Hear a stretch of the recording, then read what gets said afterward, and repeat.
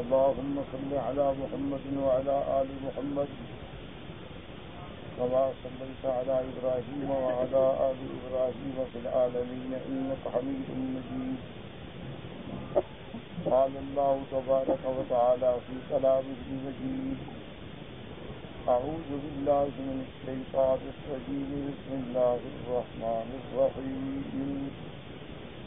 قال له صاحبه وهو يحاوره: أكفرت بالذي خلقك من تراب ثم من نطفة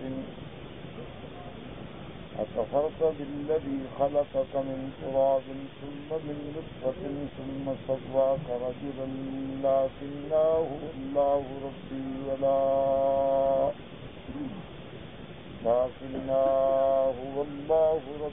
ولا أشرك بربي أحدا. ولولا إذ دخلت جنتك قلت ما شاء الله لا قوة إلا بالله إن ترني أنا أقل منك مالا وولدا فعسى ربي أن يؤتيني خيرا من جنتك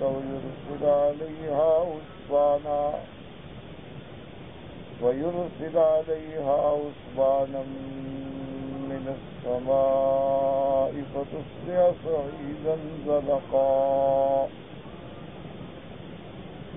أو يصبح ماؤها غورا فلن تستطيع له طلبا. قال المؤلف المفسر رحمه الله تعالى: عذابا نفع بعلومه وعلومكم في الدارين آمين إلى أن قال. ثم قال تبارك وتعالى: ولولا إذ دخلت جنتك قلت ما شاء الله لا قوة إلا بالله إن ترني أنا أقل منك مالا وولدا. هذا تحديد وحث على ذلك. اب وہ مسلمان دوست جو ہے اپنے ساتھی کو سمجھا رہا ہے اور اس کو تنبیہ کر رہا ہے کہ اللہ کے بندے جب تم اپنے اس باغ میں داخل ہوئے تو ان نعمتوں کو دیکھ کر تمہیں فوراً کہنا چاہیے تھا کہ ماشاء اللہ لا قوت الا باللہ، بجائے اس کے کہ تم نے اللہ کی نعمتوں کو دیکھنے کے بعد اللہ کی وحدانیت کا بھی انکار کیا.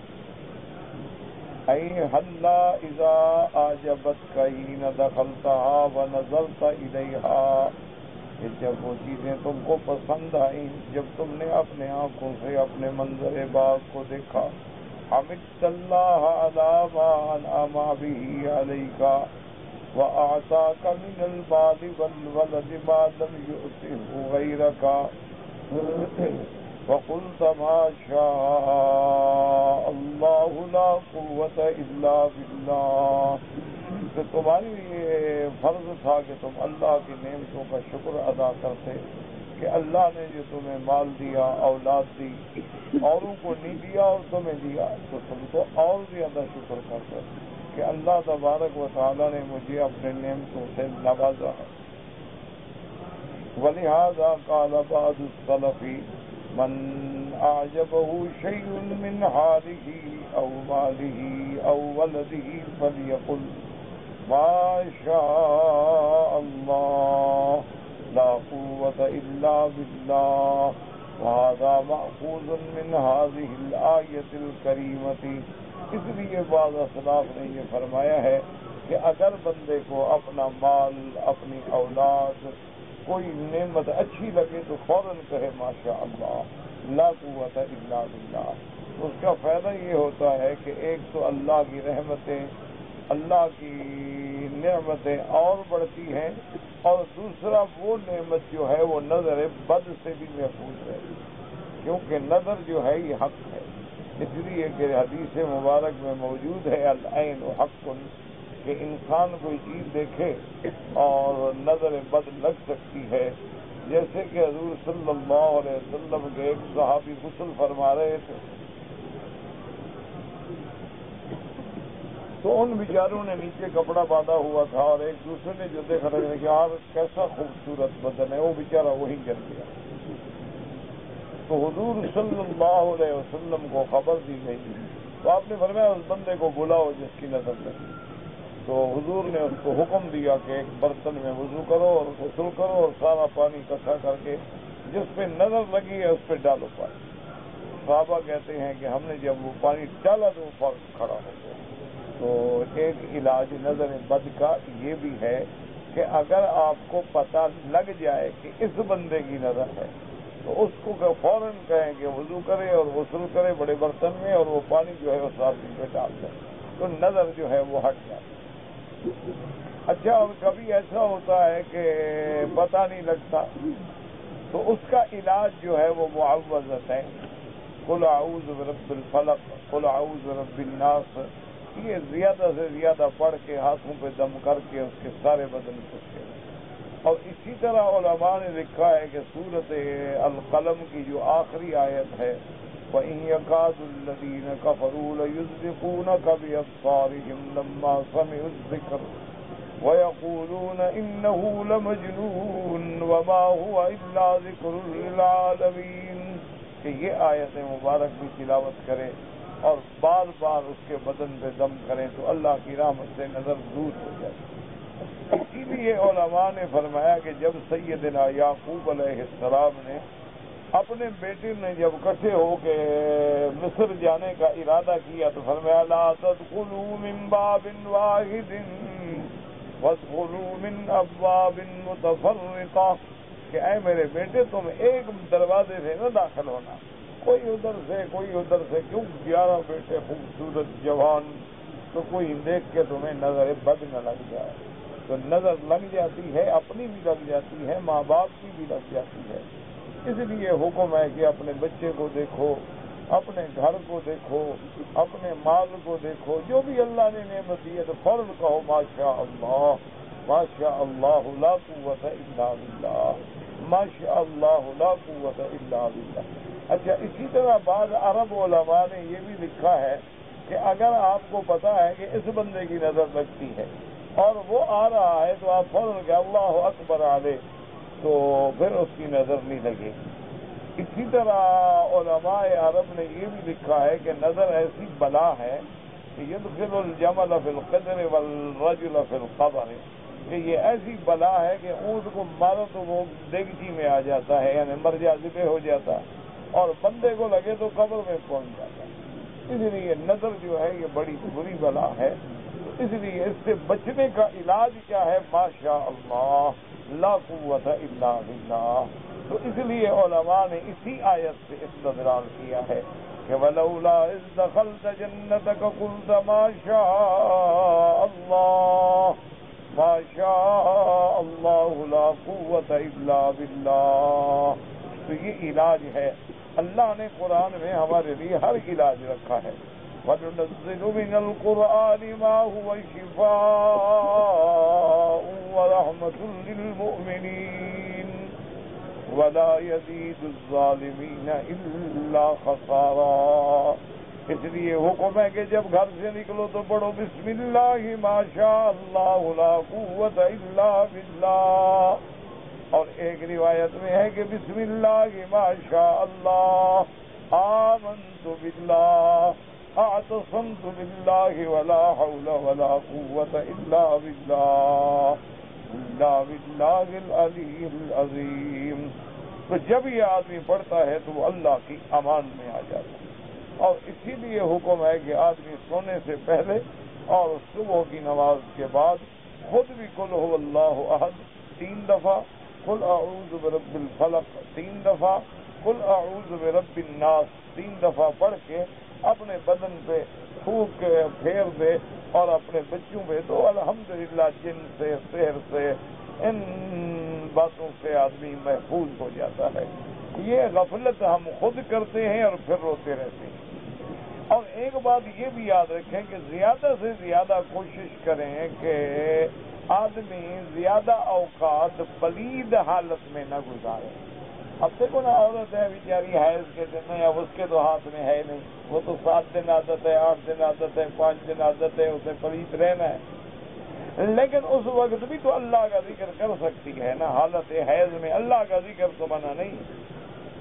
اور اسی طرح مسلمان جو ہے ان کے لیے بھی ضروری ہے کہ آدمی جب غسل کرتا ہے، غسل جنابت، ابھی بھی لیٹے ہیں، اب جناب پڑا ہوا ہے، اچھا جی صبح اٹھ کے غسل کر لیں گے، تو اب 6 گھنٹے پلید حالت میں سو رہا ہے، تو یہ چیزیں اچھی نہیں ہیں۔ ایسے حالات پہ ہی جنات اثر کرتے ہیں، کیونکہ شیاطین جو ہے نا ان کا اثر پلید آدمیوں سے زیادہ ہوتا ہے۔ عورت ہے وہ بھی جنابت میں پڑی ہے، چلو جی صبح اٹھیں گے نہا لیں گے، تو انہی حالت میں پھر شیاطین اور جن والانس جو ہیں وہ اثر کرتے ہیں۔ تو آدمی زیادہ سے زیادہ کوشش کرے کہ آدمی غسل کر لے، تھوڑی دیر صبر کر لے تاکہ پسینہ اور شدت اور حدت جو ہے وہ ختم ہو جائے، پھر جا کے آرام سے غسل کر لے۔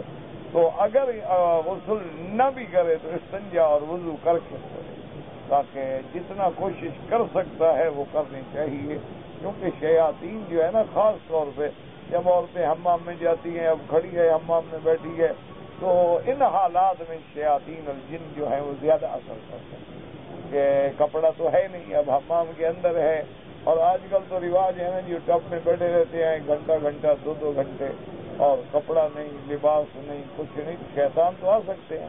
شیطانوں کو کون سا دروازہ روکتا ہے؟ وہ تو کسی جگہ سے بھی آ جائے گا، ہوا بن کے داخل ہو جائے گا، وہ تو چیونٹی بن کے بھی داخل ہو جائے گا، وہ تو کوئی جانور بن کے بھی داخل ہو جائے گا، وہ تو کرڑی بن کے بھی داخل ہو جائے گا۔ اس لیے ایسے حالات میں آدمی، اسی لیے حضور نے فرمایا کہ جب حمام میں جانے لگو تو داخل ہونے سے پہلے پڑھو اللہم انی اعوذ بک من الخبث والخبائث، اور اگر بھول گئے ہو تو اندر داخل ہو گئے ہو تو کپڑا اٹھانے سے پہلے پڑھ لو، اور پھر بھی بھول گئے ہو تو دل میں پڑھ لو اللہم انی اعوذ بک من الخبث والخبائث، تو شیطان کے حملوں سے محفوظ ہو جاتا ہے۔ کیونکہ یاد رکھو شیطان حملہ کرتے ہیں، کبھی مرد خوبصورت ہوتا ہے کوئی جنی لڑکی عاشق ہو جاتی، کبھی عورت خوبصورت ہوتی ہے تو وہ جن مرد عاشق ہو جاتی، یہ ہوتا ہے، یہ حقائق ہیں، اس میں کوئی شبہ نہیں ہے۔ اس کا علاج کیا ہے؟ اللہ کا قرآن، کہ گھر میں اللہ کا ذکر ہو، سورۃ البقرہ کی تلاوت ہو، قل هو اللہ احد، قل اعوذ بالفلق، قل اعوذ بالناس، آیت الکرسی، خواتین سورۃ البقرہ، آمن الرسول بما انزل الیہ من ربہ والمؤمنون، اور اسی طرح خواتین سورۃ الحشر، هو اللہ الذی لا الہ الا هو عالم الغیب والشہادہ هو الرحمن الرحیم۔ کیونکہ یاد رکھیں کہ بہت سارے علماء، بہت سارے اولیاء اللہ کا اسی پہ زور ہے کہ یا حی یا قیوم جو ہے یہ اسم اعظم۔ بعض یا اللہ بھی فرماتے ہیں، اللہ عالم، لیکن زیادہ تر اولیاء اللہ جتنے گزرے ہیں ان سب کا جو رجحان ہے وہ اسی طرح ہے۔ تو اس لیے آدمی کو چلتے پھرتے یا حی یا قیوم، یا حی یا قیوم، یا ذا الجلال والاکرام، یا رحمان، یا رحیم، یا رحیم، یا کریم، جو بھی آتا ہے وہ پڑھتا ہے، تو اللہ کے ذکر سے آدمی بلاؤں سے محفوظ ہو جاتا ہے۔ اللہ تبارک و تعالی، اب آدمی بل شیطان دماغ میں ڈالتا ہے کہ یار یہ کافر تو کوئی اللہ کا ذکر نہیں کرتے۔ اللہ کے بندے یاد رکھو، کافروں کا اور مسلمانوں کا معاملہ الگ ہے۔ وہ کافر ہیں، ان کو ہر دنیا کی نعمت ملے گی کیونکہ آخرت میں ہے ہی نہیں ان کی۔ مومن جب اللہ کا، اب دیکھو نا آپ اس ملک میں آتے ہیں، آپ کا عمرے کا ویزا ہے، عمرے پہ عمرہ کیا چلے گئے، یہاں کے قوانین آپ پہ لاگو نہیں ہوں، آپ کے پاس اقامہ ہے تو اب کچھ قوانین آپ پہ لاگو ہوں، آپ کے پاس نیشنلٹی ہے، آپ نے شہریت لے لی ہے، حلف اٹھا لیا ہے، تو اب ان کے تمام قوانین کا آپ پر انطباق ہوگا۔ اس لیے وہ تو ایک بندہ ہے، مخلوق ہے، اللہ نے مخلوق کو تو رزق دینا ہے، جانوروں کو بھی دیتا ہے، کافروں کو بھی دیتا ہے۔ ایک ہے کہ اب ہم نے کلمہ شہادتین کے بعد اقرار کر کے اسلام کو قبول کر لیا، تو اب ہم پر اسلام کے سارے احکام منطبق ہیں۔ اس لیے ہمیشہ علاج جو ہے وہ اللہ کا ذکر ہے، اور علماء نے انہی آیات سے استدلال کیا ہے کہ جب تمہیں کوئی چیز اچھی لگے تو فوراً یہ کہو. وقد روى في حديث مرفوع نخرج الحافظ ابو يعلى المصري في مسنده حدثنا جراح بن مخلد قال حدثنا جراح بن مخلد قال حدثنا عمرو بن يونس قال حدثنا عيسى بن عون قال حدثنا عبد الملك بن زرارة عن انس رضي الله تعالى عنه قال قال رسول الله صلى الله عليه وسلم ما انعم الله على عبد نعمة من اهل او مال او ولد فيقول ما شاء الله لا قوة الا بالله فيرى فيه آفة دون الموت. وكانت اول هذه الآية ولولا إذ دخلت جنة قلت ما شاء الله لا قوة إلا بالله. مفسر رحمۃ اللہ علیہ فرماتے ہیں کہ حافظ ابو یعلیٰ موصلی نے اپنی مسند میں یہ روایت نقل فرمائی ہے. حضرت انس رضی اللہ تعالیٰ عنہ فرماتے ہیں کہ جو اس بندے پہ اللہ نے انعام فرمایا ہے اپنی نعمتوں میں سے اہل مال اولاد، اور جب وہ بندہ یہ کہتا ہے ماشاء اللہ لا قوت الا باللہ، تو اس میں وہ کوئی آفت نہیں دیکھے گا ما سوا موت.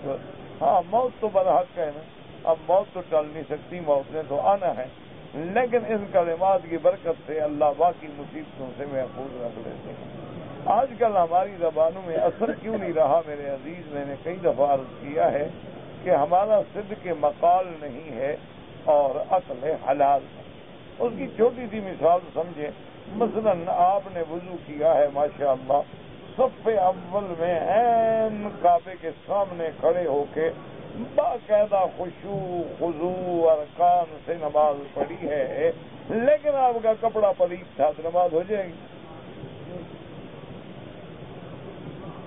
تو اب دیکھیں، حالانکہ آپ نے وضو بھی کیا، آپ اللہ کے حرم میں بھی آئے، صف اول میں بھی آئے، کعبۃ اللہ کے سامنے کھڑے ہو کے نماز پڑھی، اور نماز میں بھی پورا خشوع خضوع ادا ارکان کا خیال رکھا، لیکن ایک کپڑا جو پلیت تھا نماز.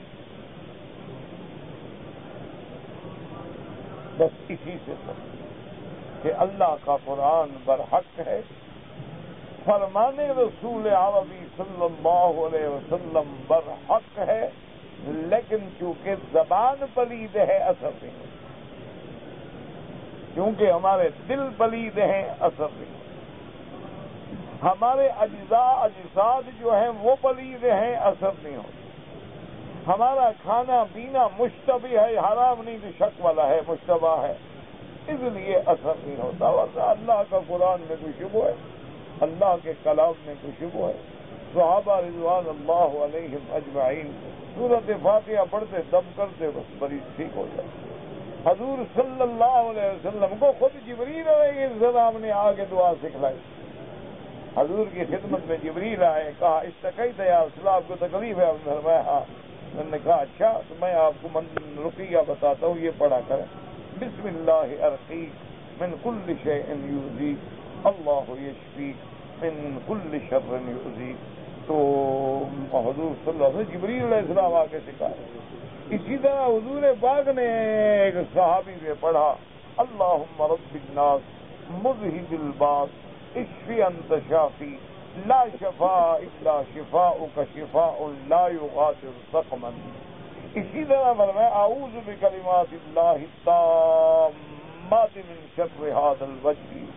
اسی طرح حضور پاک نے فرمایا کہ آدمی اگر تکلیف ہے تو اس جگہ کو پکڑ لے اور کہے بسم اللہ بسم اللہ بسم اللہ اعوذ بعزت اللہ وقدرتہ من شر ما اجد واحاذر. 7 دفعہ پڑھے اور وہیں ہاتھ سے دم کر دے تو درد فوراً ختم ہو جائے. تو ہمارا ایمان ہے کہ وہ کلمات حق ہیں، قرآن حق ہے، فرمان رسول حق ہے، لیکن ہمیں کیوں فائدہ نہیں ہوتا؟ وجہ وہی جیسے میں نے عرض کیا نا کہ نماز تو ہم نے ٹھیک پڑھی لیکن کپڑا پلیت تھا، نماز تو ہم نے ٹھیک پڑھی لیکن جگہ پلیت تھی، نماز تو ہم نے ٹھیک پڑھی لیکن مسجد سود کے پیسے سے بنی ہوئی تھی، نماز تو ہم نے ٹھیک پڑھی لیکن یتیموں کی زمین چھین کے لوگوں نے مسجد بنا دی. تو نماز تو نہیں ہوگی، چونکہ مال غصب ہے، غصب شدہ مال تو حرام ہے، اس میں مسجد بنانا حرام، نماز پڑھنا حرام. اس لیے ہماری دعاؤں میں اثر نہیں ہوتا. ورنہ یاد رکھو کہ تمام محدثین نے لکھا ہے کہ حضور صلی اللہ علیہ وسلم سے لے کر انہوں نے کہا ہمارے زمانے تک، انہوں نے کہا جس بندے نے بھی ملتزم پہ دعا مانگی وہ منظور ہوئی. لیکن ہماری دعائیں کدھر جا رہی ہیں؟ روز دعا مانگتے ہیں اللہ یہودیوں کو ہلاک کر، برباد کر، نصارہ کو برباد کر، ہندو تو وہ خبر پڑتے ہیں 10 ہمارے ہی مر گئے. انا للہ و انا الیہ راجعون. بس اس کی وجہ بس یہی ہے جو میں نے عرض کیا ہے، باقی تو اللہ جانتے ہیں. ابو بکر رحمۃ اللہ علیہ فرماتے ہیں وقال الامام محمد حدثنا محمد بن جعفر قال حدثنا شعبة وحجاج حدثني شعبة عن عاصم بن عبيد الله عن عبيد مولى ابي رحم عن ابي هريرة رضي الله تعالى عنه عن النبي صلى الله عليه وسلم قال الا ادلك على كنز من كنوز الجنة لا قوة الا بالله. امام احمد رحمۃ اللہ علیہ نے اس سند سے حضرت ابی ہریرہ رضی اللہ تعالیٰ عنہ سے مرفوعاً یہ حدیث نقل فرمائی ہے کہ حضور پاک نے فرمایا ابو ہریرہ کیا میں تم کو الا ادلک علی کنز، میں تمہیں جنت کے خزانوں میں سے ایک خزانے کے بارے میں نہ بتلاؤں؟ تو انہوں نے کہا یا فرمایا لا قوت الا باللہ. اسی طرح آگے حدیث انشاءاللہ آئے گی کہ یہ بھی خزانہ جنت میں سے لا حول ولا قوت الا باللہ. اور یاد رکھو جب آدمی نے کہہ دیا کہ میرا اللہ کوئی نیکی تیری طاقت توفیق کے بغیر ہم نہیں کر سکتے، اور کسی گناہ سے تیری توفیق کے بغیر ہم نہیں بچ سکتے، سب کچھ تیرے ہاتھ میں ہے، اپنے عاجز کا اعتراف کر لیا. اس لیے بعض اولیاء اللہ نے لکھا ہے کہ جو بندہ گناہوں سے بچنا چاہے، جو بندہ گناہوں میں مبتلا ہے، ہر نماز کے بعد 7 دفعہ پڑھے لا حول ولا قوت الا باللہ العلی العظیم، لا حول ولا قوت الا باللہ العلی العظیم. اور 7 دفعہ پڑھنے میں کتنا دیر لگے گی؟ 1 منٹ بھی نہیں لگتا. اور اس کے بعد دعا کرے کہ اللہم ارحمنا بترک المعاصی. عربی میں نہ ہے کہ اللہ میاں بس تیرے بغیر میں گناہ نہیں چھوڑ سکتا، مجھ سے گناہ چھڑوا دے، مجھ سے اپنی نافرمانی چھڑوا دے، مہربانی فرما اور اپنی داعت سے لگا دے. تو انشاءاللہ چند دنوں میں تبدیلی آ جائے گی، چند دنوں کے اندر گناہ چھوٹ جائے گا. اور دوسری کوشش یہ کیا کریں کہ بری صحبت چھوڑ، جب تک برے دوست نہیں چھوڑو گے نا کروڑ وظیفہ پڑھو کوئی فائدہ نہیں. دیکھو نا آپ یہاں سے قرآن پڑھ کے طواف کر کے نماز پڑھ کے گئے، آگے دوست بیٹھے ہیں، سگریٹیں چل رہی ہیں، دھواں اڑ رہا ہے، تو کہاں گئی نماز؟ دھوئیں میں گیا. اور کہا چھوڑ یار مولوی صاحب بڑا آیا طواف میں، چھوڑ یار بڑی اچھی فلم لگی ہے، بیٹھو دیکھو. تو کتنے دیر پرہیزگار بنو گے؟ بندہ ہے، انسان ہے، جب شیطان بہکانے والے بیٹھے ہوں تو بہک جاتے ہیں. تو سب سے پہلی بات جو ہے صحبت صالح اختیار کرو. اگر ساتھی برے ہیں چھوڑ دو، تو بھائی السلام علیکم، نہ تم پریشان ہو اور نہ میں پریشان. وہ میرا ایک دوست صاحب تو فوت ہو گئے، بہت بڑے عہدے پہ تھے، اور سیکٹری ٹو پریزیڈنٹ تھا. تو وہ جناب جب دعوتیں ہوتی ہیں تو پھر آپ کو پتہ ہے بڑے لوگوں کی دعوتوں میں کیا نہیں ہوتا، شراب، شباب، گانے، مفتی کیا، مجرے اجرے. تو اس کو ایک دفعہ وہ اب اس کا سیکٹری لیول کا آدمی ہے، اس کا سیکٹری ہے، تو جب ایک منظر ایسا ہوا وہ دعوت میں گیا، اس کو پتا تھا کہ یہ ہوگا، تو اس نے فوراً دعوت میں جانے کے بعد ابھی یعنی محفل شروع نہیں ہوئی تھی تو اس نے متعلقہ آدمی کو کہہ دیا کہ یار مجھے پیٹ میں درد ہو گیا ہے، اگر صاحب پوچھے نا تو کہنا تکلیف ہوگی، تو گھر چلا گیا، بھاگ گیا. بہرحال بادشاہ بھی بادشاہ ہوتے ہیں. پریزیڈنٹ تاڑ گیا کہ بھئی یہ اس کو پیٹ میں درد تو نہیں ہوا, یہ کوئی بہانہ کر کے بھاگ. تو اس نے دوسرے دن بلا کے کہا کہ بھئی وہ تم نے رات پارٹی اٹینڈ نہیں کی. اس نے کہا اصل بات حضرت یہ ہے, مجھے پیٹ میں درد تو نہیں تھا, مجھے ان محفلوں میں دل نہیں لگتا, اور میں منہ گندا کر کے ملا بن کے بیٹھا رہتا, آپ کی مجلس بھی خراب ہو. میرے جیسے آدمیوں کو بلا کے آپ اپنی مجلسیں کیوں خراب کرتے ہیں؟ تم جانا, تمہارا کام جانے, تم خدا کو جواب دو گے, لیکن ایسا تو نہ کرو جو شریک ہونا نہیں چاہتا اس کو بھی زبردستی بلاؤ. تو اس نے کہا کہ اچھا ٹھیک ہے, آئندہ ہم آپ کو کبھی ایسی بات. انہوں نے کہا پھر اس نے بھی زبان پاس کیا کہ پھر مجھے کبھی نہیں بلایا, نہ ناراضگی کا اظہار کیا کہ یار تم بڑے مولوی بنتے ہو. تو بہرحال میرا بھائی یاد رکھو کہ جب تک صحبت بد نہ چھوٹے نا, اس وقت تک تم گناہوں سے نہیں بچتے. بس یہ فقیروں کی باتیں یاد رکھنا.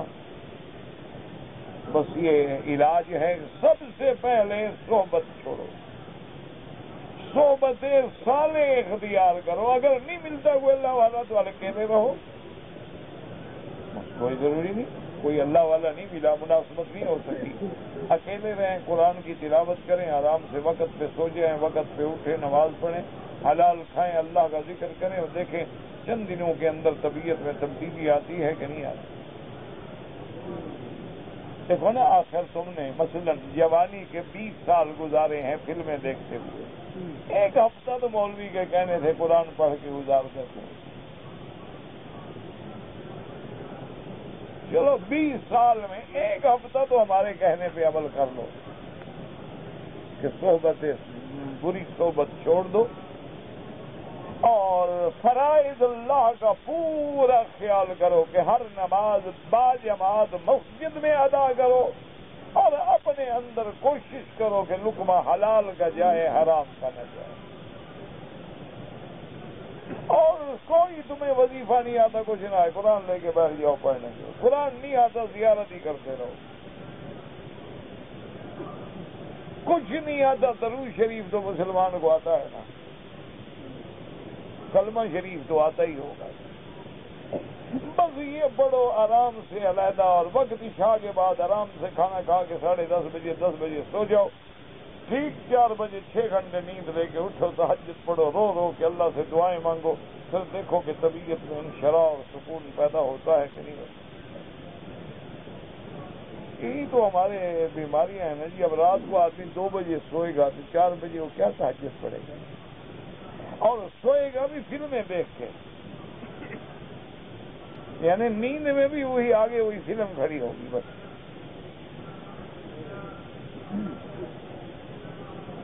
نماز جو پڑھ رہا ہے نا جی, خدا کے کعبے کے سامنے اللہ اکبر, سامنے وہ فلم ہے جو رات دیکھی.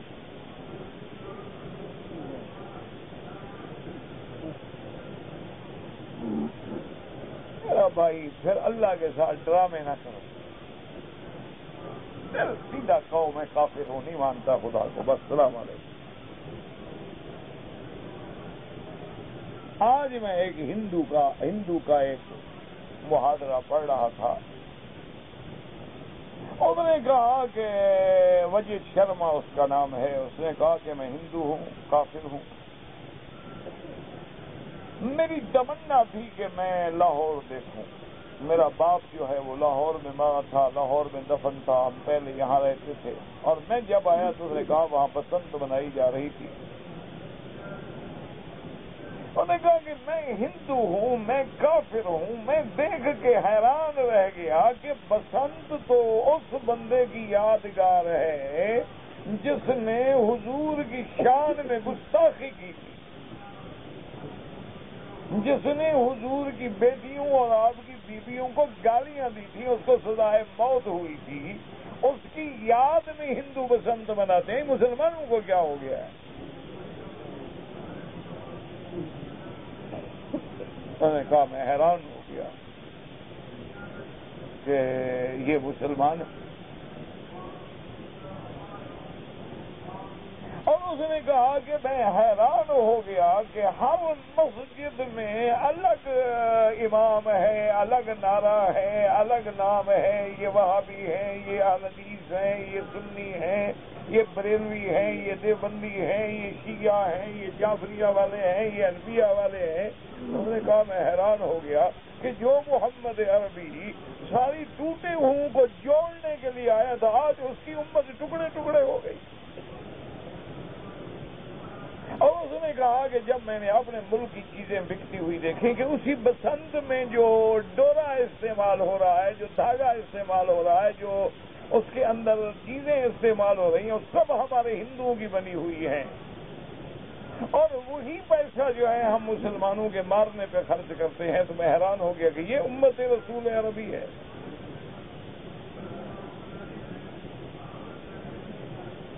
اور اس نے کہا کہ میں نے سوچا کہ آج اگر مجھے اللہ اسلام کی توفیق دے تو میں کس مولوی کے ہاتھ پہ کلمہ پڑھوں؟ یہ کہتا ہے وہ کافر ہے، وہ کہتا ہے یہ کافر ہے، وہ کہتا ہے یہ کافر ہے، وہ کہتا ہے یہ کافر ہے، میں کدھر جاؤں؟ تو اس نے کہا کہ میں نے 3 دن وہاں گزارے، بسنت دیکھا، وہاں مسلمان لڑکیوں کو ہوٹلوں کی چھتوں پہ بسنت کے تہوار میں لباس میں اور اتنے عریاں اور باریک لباس میں ڈانس کرتے ہوئے، موسیقی پہ تھرکتے ہوئے اور ان ہندی گانوں پہ لہک لہک کے گاتے ہوئے دیکھا کہ میں نے واپسی پہ یہی سوچا کہ میں ہندو ہونا بہتر ہوں ان مسلمانوں سے۔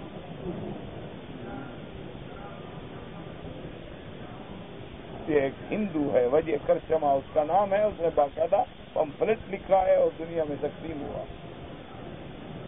اب آپ بتائیں کہ آپ کہتے ہیں ہم مسلمان ہیں، آپ دیکھیں کہ ویلنٹائن ڈے جو منایا جاتا ہے یہ کیا ہے؟ اسی طرح آپ دیکھیں کہ آپ کے سمندروں کے کنارے پہ بیچ پہ کیا نہیں ہوتا ہے۔ نیو ایئر جب آتا ہے، نیا سال آتا ہے، 12 بجے رات کے بعد جب وہ تاریخ تبدیل ہوتی ہے نا، اس وقت وہ کیا حشر ہوتا ہے۔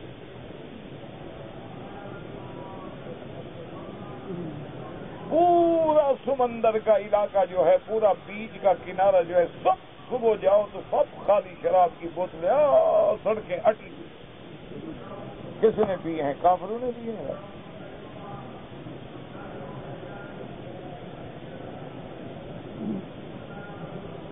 یہ کون سا مسلمان ہے جو مسجدوں میں آ کے دھماکہ کرے اور نمازی مر جائیں؟ یہ کون سا مسلمان ہے جس کو بلد اللہ الامین کا، حرمین شریفین کا بھی حیا نہ ہو اور مسلمانوں کو مار ڈالے؟ بچے مر گئے، بچے، عورتیں، مرد بے گھر ہو گئے، لٹ گئے، 10 سال سے فلیٹ بنا کے جو بیچارے بیٹھے تھے تباہ ہو گیا، کہاں جائیں؟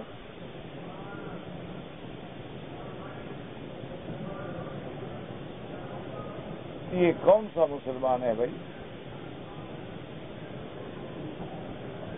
انا للہ و انا الیہ راجعون۔ پھر ہم کہتے ہیں جی ہماری دعائیں منظور نہیں ہوتی، مولوی صاحب کعبہ شریف میں بڑی دعا کرتا ہوں، اثر کس بات؟ اتنی لمبی داڑیاں ہیں، صف اول میں نماز پڑھتے ہیں، سود کھاتے ہیں۔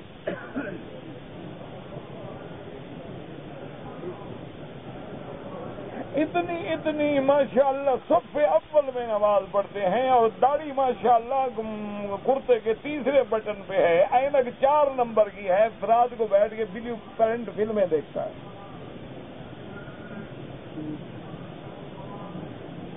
خدا کا خوف کرو، اللہ سے بھی ڈرانے کا کہہ دو یار ٹھیک ہے ہم یہودی ہیں، ہندو ہیں، خدا کوئی ضرورت نہیں۔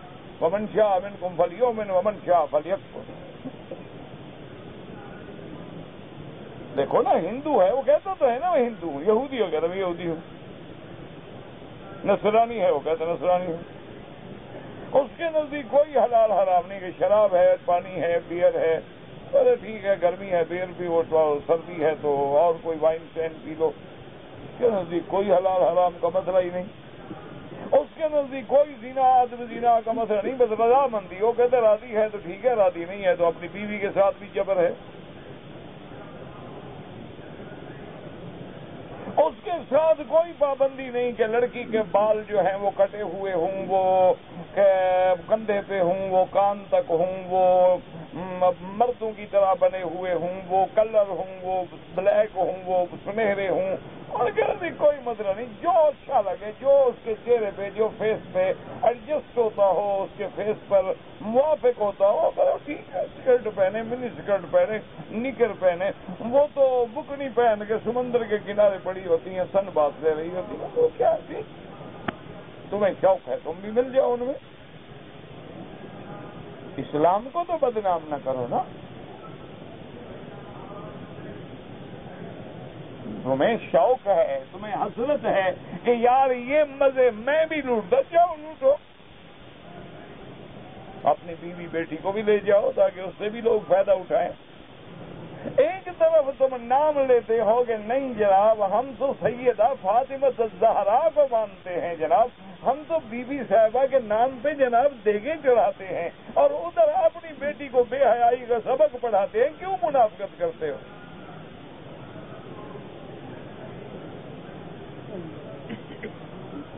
ادھر نام لیتے ہو سیدنا ابی بکر کا، سیدنا عمر کا، سیدنا عثمان کا، سیدنا علی کا، حسن حسین کا، کہ جناب یہ ہمارے ہیرو ہیں، یہ ہمارے لیے قابل اقتداء ہیں، ہمارا معیار ہیں، ہماری محبتوں کا مرکز ہیں، اور کام وہ کرتے ہو کہ شیطان بھی شرما جائے۔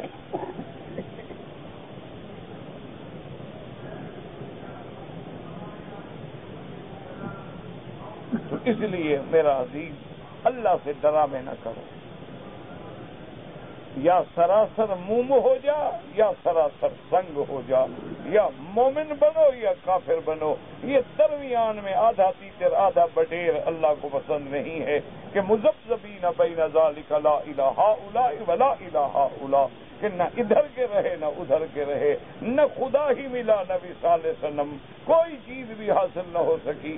تو اس لیے پھر بلا وجہ اللہ کے دین کو بدنام نہ کریں، اللہ کے اسلام کو بدنام نہ کریں، اور صحابہ کے عظمتوں کو بدنام نہ کریں، محمد مدنی کے تقوی کو، میرے مدنی کی عزت کو، عصمت کو، حضور کی شان کو، عظمت کو، رسالت کو، نبوت کو اپنا نام لے کے پھر بدنام نہ کریں کہ نام محمد مصطفیٰ کا لو، ادھر میلاد مناؤ ادھر بسنت مناؤ، کوئی شرم تو کرو۔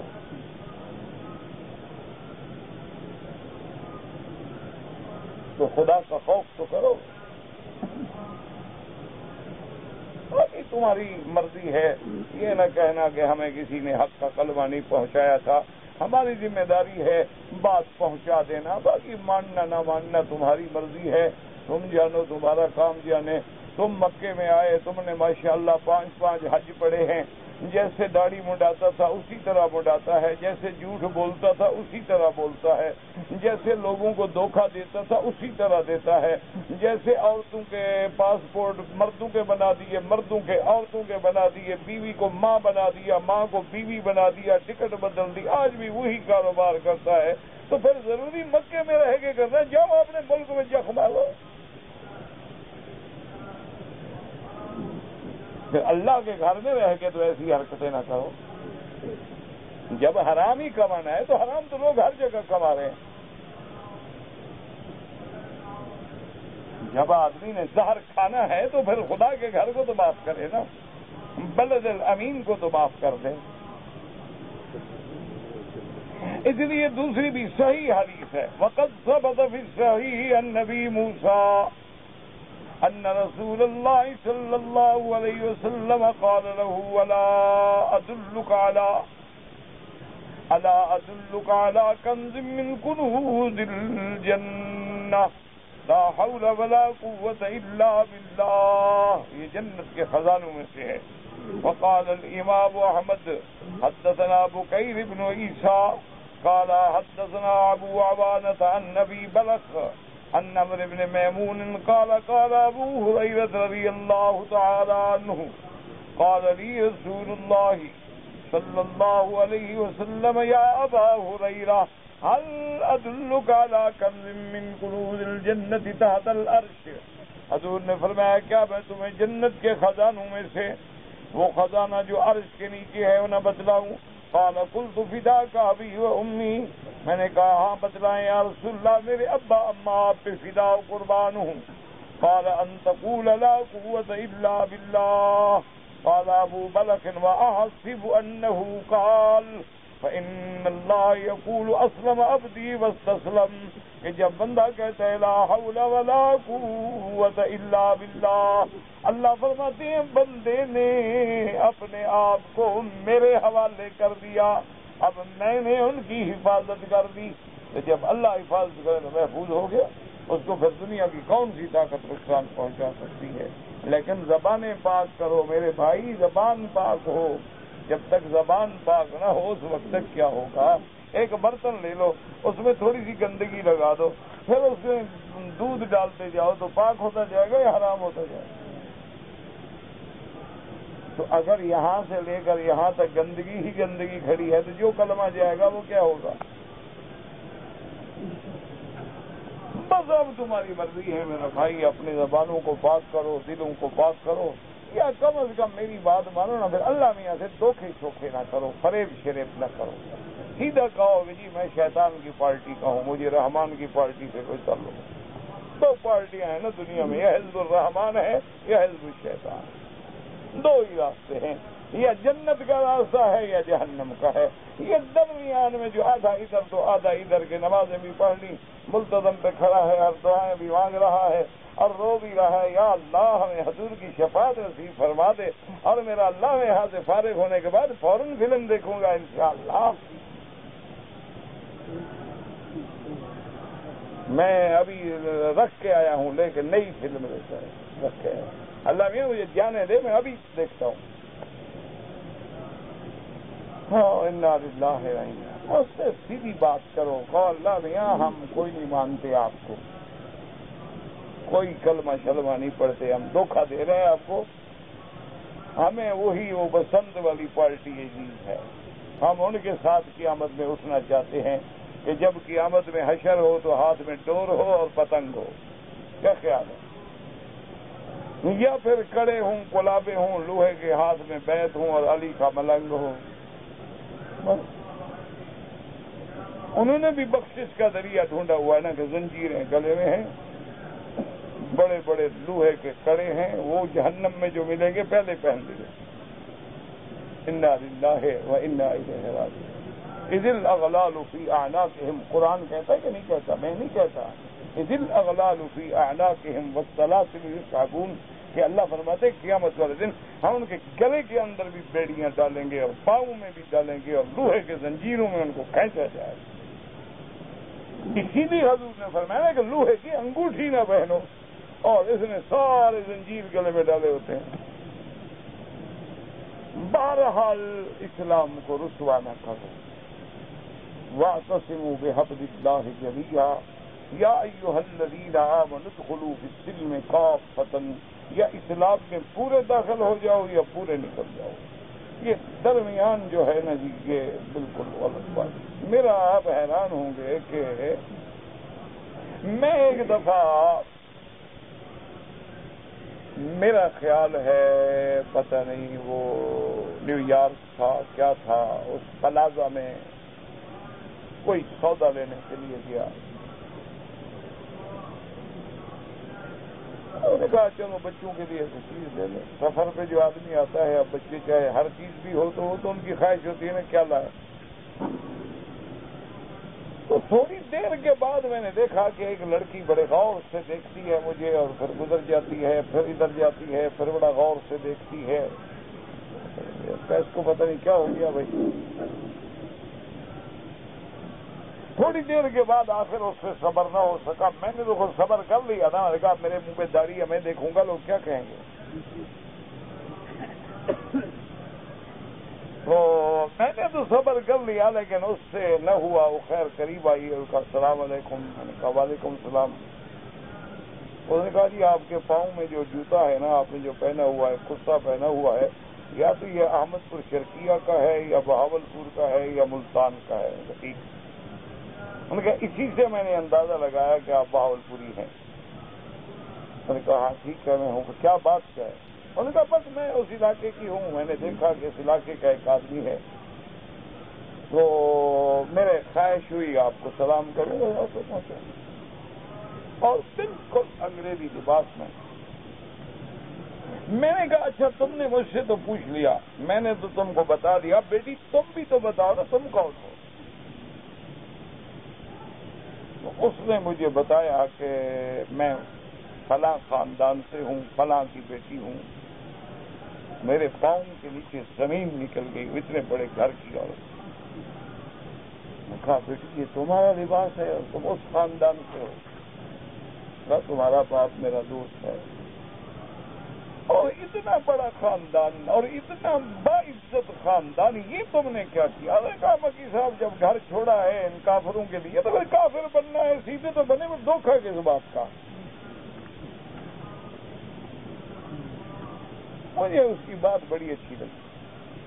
انہوں نے کہا مکی صاحب بات یہ ہے کہ جب ہم نے وہ گھر چھوڑا وہ مجھے پسند نہیں آیا کہ وہاں خدا تھا، رسول تھا، عبادت تھی، پردہ تھا، حیا تھا، ختم قرآن تھے اور آیت کریمہ، اور گھروں میں ہر وقت اللہ کا ذکر اور مصلی بچھا ہے، نانی نانا دادی دادا سب نمازوں میں کھڑے ہیں، پردہ کرو، آواز باہر کوئی نہ نکلے، ہاتھ کوئی نہ دیکھے۔ وہ ماحول مجھے پسند نہیں آیا۔ فلمیں دیکھ دیکھ کے یہ ماحول مجھے پسند ہے، جب اس کو چھوڑ دیا ہے تو پھر پوری طرح تو کافر بنے نا۔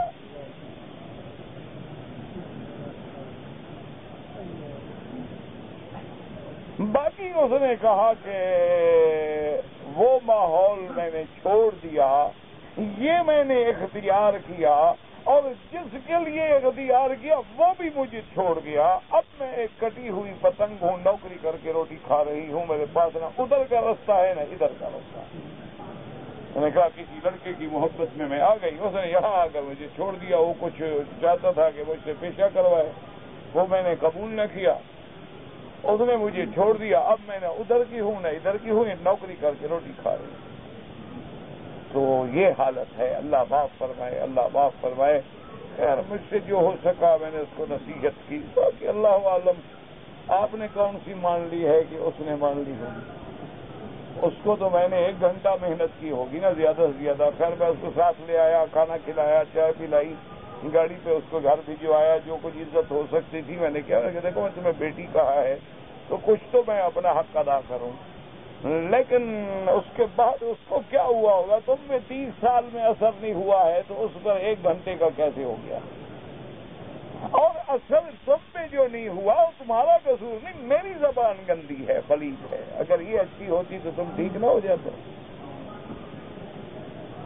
یہ مجھے تم سے گلا نہیں ہے، یہ بھی مجھ سے گلا ہے، شاید میرے خلوص میں کچھ نقص تھا ادب، آپ میں کوئی کمی نہیں، آپ تو پکے لوگ ہیں، 30 سال میں نہیں بدلے ماشاءاللہ، جیسے آئے تھے ویسے کے ویسے ہیں۔ آپ کو تو خدا کا کعبہ نہیں بدل سکا تو مولوی مکی کی کیا طاقت ہے بھائی؟ آپ تو روضہ رسول اللہ کے باہر بھی کھڑے ہو گئے، السلام علیکم یا رسول اللہ۔ یار بڑی بہادری ہے، حضور کے روضے پہ آدمی سگریٹ پیے، کیا خیال؟ تازہ شیو کرا کے اور ہاتھ باندھ کے لگتا ہے الصلاۃ والسلام علیکہ یا رسول اللہ، ابھی میں آپ کا مکالمہ منہ کا کر کے حاضر ہوا ہوں یا رسول اللہ۔ جس کو کہہ رہے ہیں کم از کم حیا کرو، بندہ نافرمان ہو تو سامنے تو نہ جائے، کچھ تو حیا ہونا، کچھ تو شرم ہونا کہ بھئی ہم اس قابل نہیں، کیسے جائیں، کیا منہ دے کے جائیں، گندے ہیں، گناہگار ہیں، بس اللہ سے دعائیں مانگتے ہو، باقی ٹھیک ہونا نہ ہونا، میری زبان اچھی ہوتی تو آپ بھی ٹھیک ہو جاتے۔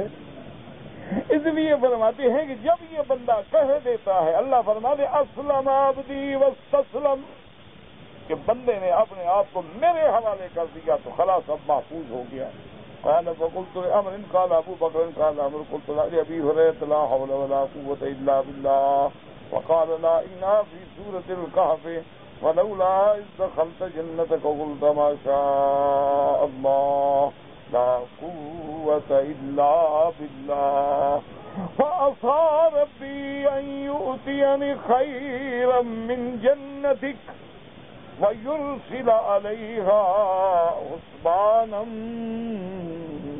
من السماء. اس بندے نے کہا کہ اللہ کے بندے تم اپنے باغوں پہ نفر نہ کرو، میرا رب قادر ہے مجھے آخرت میں تمہارے باغوں سے بہتر باغ دیں گے.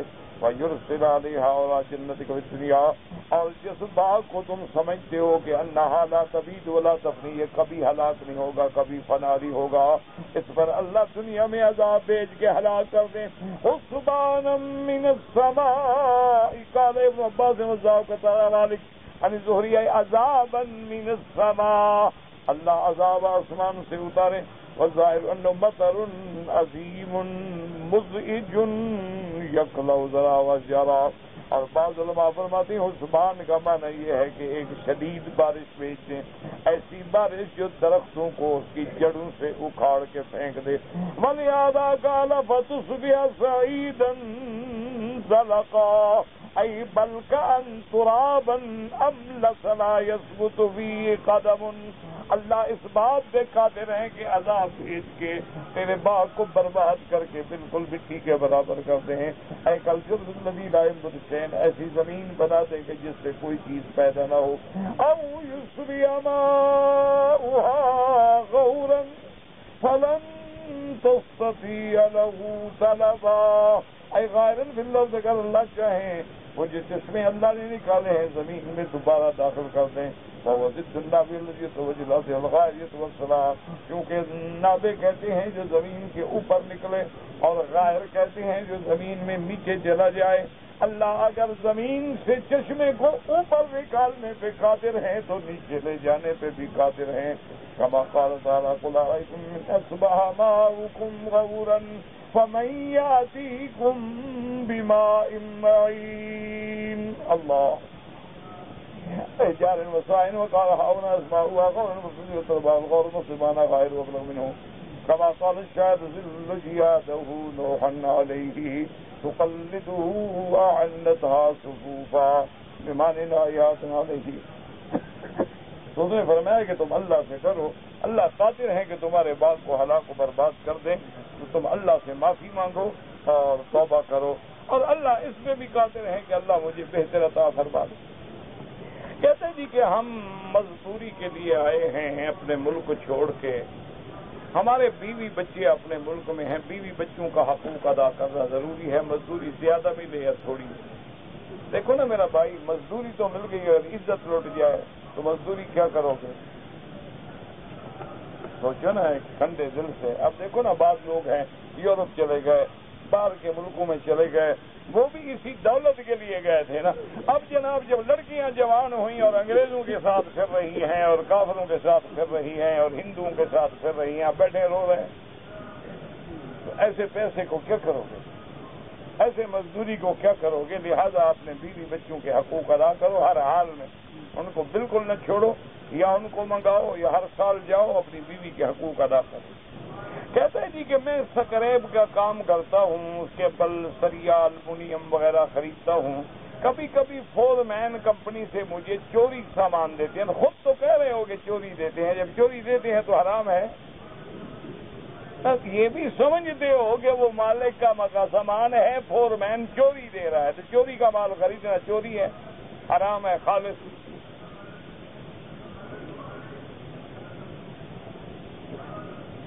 کہتے جی کہ میرے پاس گھر میں کافی قرآن کے پوشیدہ ورقے، حدیثوں کے ورقے، کتابوں کے ورقے جمع ہو گئے، ان کو اکٹھا کر کے کسی گڑے میں کسی مٹی کے برتن میں ڈال کے زمین میں دفن کر دو یا پانی میں بہا دو، کسی دیوار کے نیچے دفن کر دو جہاں بے ادبی نہ ہو. بیٹی کی والد کی جو جائیداد ہے اس کے بیوی کا 8واں حصہ، لڑکے کے 2 حصے اور لڑکی کے 1 حصہ وہ دینا ہوگا. یہ نہیں کہ شادی پہ ہم نے خرچ کیا تھا، وہ نہیں شمار ہوتا. عید میلاد النبی منانا بدعت ہے. اگر سنت ہوتی تو سب سے پہلے ابو بکر، عمر، عثمان و علی اور اہل بیت نبی مناتے، تو رواج بن گیا ہے. کہتے ہیں کہ جو لوگ اپنا پاجامہ یا کرتا ٹخنوں کے نیچے لٹکاتے ہیں بہت بڑا گناہ ہے. نماز تو ہو جائے گی اللہ کے بندے، ایک ہے نماز ہو جانا، نماز تو ہو جائے گی، لیکن بہت بڑا گناہ ہے.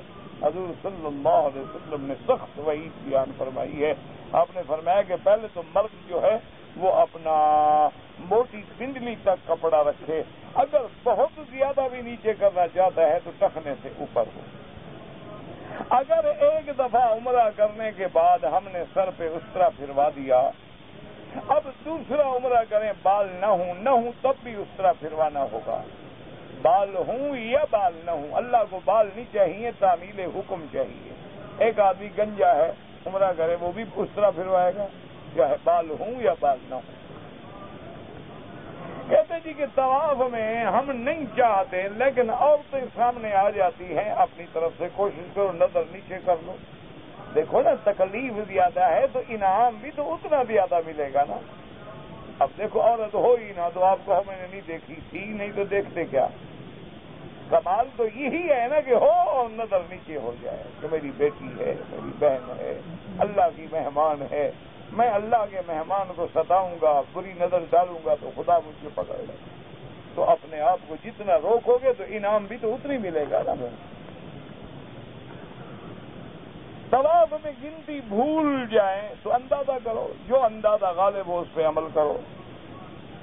اگر آپ کو 15 دن سے قیام کم ہے تو آپ مسافر ہیں، اکیلے نماز پڑھیں گے تو سفر والی پڑھیں گے، امام کے پیچھے پڑھو تو پوری پڑھو گے. کہتے کہ یہاں جو روزے کے لیے دسترخوان بچھاتے ہیں اس میں آپ بیٹھ کے کھا سکتے ہیں. یہ خیرات نہیں ہوتی، امیر بھی غریب بھی سب کھا سکتے ہیں. یہ تو لوگ محبت سے لے آتے ہیں قسم ہدیہ ہے، صدقات عامہ. کہتے ہیں جی کہ یہاں کے بازاروں میں گھومنا کیسا ہے، ضرورت ہو، ورنہ تو بازاریں جو ہے بری جگہ ہوتی ہیں. حضور کی حدیث مبارک ہے خیر البقاء المساجد، سب سے اچھی جگہ مسجدیں ہوتی ہیں، اور شر البقاء الاسواق، سب سے بری جگہ جو ہے وہ بازاریں ہوتی ہیں. کوشش کریں، باقی مجبوری ہے، سودا لینا ہے، جانا ہے، آنا ہے. مکہ شریف میں ہماری مسجد کا امام ہے، اس کا بیوی اپنے ملک میں، تمہیں کیا فکر ہے؟ تمہیں کیا فکر ہے؟ اس کی بیوی تیری رشتہ دار ہے کیا؟ امام کا بڑا فکر ہے تو اپنا تو فکر کرو پہلے. اگر ہے تو امام گناہ گار ہے، اگر 4 سال سے اپنی بیوی کا حق ادا نہیں کیا، امام ہے، مولوی ہے، کوئی ہے، گناہ گار ہے. لیکن تمہیں دوسروں کا فکر ہے، اپنا فکر کیوں نہیں؟ جو لوگ مسجد میں امام کے پیچھے نماز پڑھنے جاتے اس کی ہسٹری معلوم کرتے رہتے ہو کہ امام کا بیوی کیسا ہے اور بیٹا کیسا ہے اور باپ کیسا ہے، اسی لیے جاتے ہو. تمہیں اللہ نے اسی غیبت کے لیے پیدا کیا ہے، اسی تجسس کے لیے پیدا کیا ہے. قرآن تو کہتے ہیں لا تجسسوا، اور ایک دوسرے کی جاسوسی نہ کیا کرو. میرے ایک ساتھی کو مسئلہ پوچھنا ہے عشاء کے بعد، یہاں پوچھ لیں. میں کون سا کوئی افسر ہوں کہ دفتر ہے، میری منظوری لینی پڑے گی آپ کو. ولادت کا خوشی یہ ہے کہ حضور کی اتباع کا عہد کرو، قرآن پڑھو اور توبہ کرو، استغفار کرو اور کہو یا اللہ ہم عہد کرتے ہیں کہ ہم حضور کی سنت پہ چلیں گے. باقی یہ جھنڈیاں لگانا، جلوس نکالنے، یہ بدعات ہیں. کہتے ہیں جی کہ بعض ائمہ کے نزدیک ہر نماز میں مقتدی کو بھی سورۃ فاتحہ پڑھنے کا حکم ہے. ہاں امام شافعی کے نزدیک حکم ہے، اور بعض ائمہ فرماتے ہیں کہ مقتدی نہ پڑھے، امام ابو حنیفہ فرماتے ہیں نہ پڑھے. دونوں کے پاس حدیث ہے، کوئی فرق نہیں پڑتا، دونوں کی نمازیں ٹھیک ہیں، دونوں کے پاس ادلہ ہیں. اللہ سب پہ کرم و رحمت کرے. تم ایسا کرو کہ ان کے جھگڑے بعد میں مٹانا، جو نماز نہیں پڑھتا اس کو اندر لے آؤ، اس پہ زور لگاؤ. جو پڑھ رہے ہیں ان کو لڑا کے باہر نہ نکالو، ان کو پڑھنے دو. سب کی نمازیں اللہ قبول فرمائیں گے انشاءاللہ. سب کے پاس حدیث رسول اللہ ہے. اللہ حضور کی امت کو اتفاق و اتحاد نصیب فرمائے اور اختیارات سے بچائے. اللہم صلی علی سیدنا محمد وعلی آل سیدنا محمد کما صلیت علی ابراہیم وعلی آل ابراہیم وفی العالمین انک حمید مجید. یا رحمان یا رحیم، یا رحمان یا رحیم، یا رحمان یا رحیم، یا ارحم الراحمین، یا ارحم الراحمین، یا ارحم الراحمین، یا حی یا قیوم یا ذی الجلال والاکرام.